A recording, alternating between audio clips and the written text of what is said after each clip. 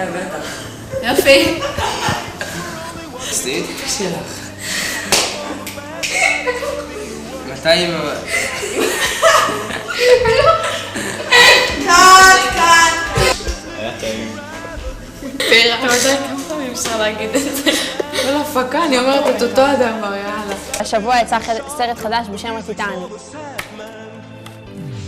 תודה. שלום דניאל, הטיטניק הוא סרט חדש שמספר על טביעת הטיטניק. מאחורי אפשר לראות קטע כזה. האירוע פה מאוד מעניין, אני חושבת לכל הדברים. מלא אנשים. פה מלחמה בין שני אנשים, יש פה יריות וכל מיני בעיות, הם מתים. אוי, מישהו מת. מתים ואימא עושה שמיים בארץ. פשוט מזג אוויר מטורף, אין לדעת מה הולך פה. אנשים מתים, יש פה שערה, וואו, אף לי הכובע, לא, וואו, מה הולך פה? דם בכל הכיוונים, וואי, יריות. לראות בקטע המזעזע הבא.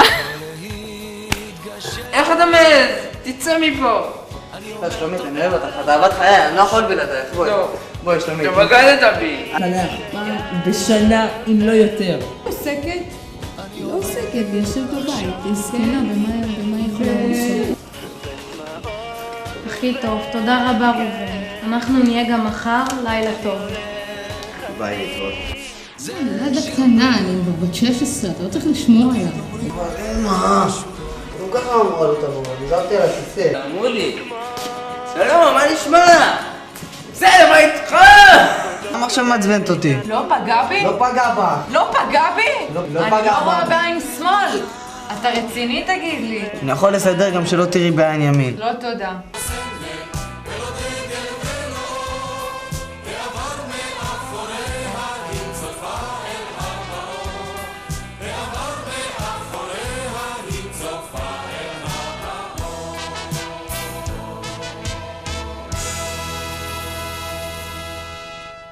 עד כאן הסתיימה התוכנית, להתראות. I hope you had the time of your life.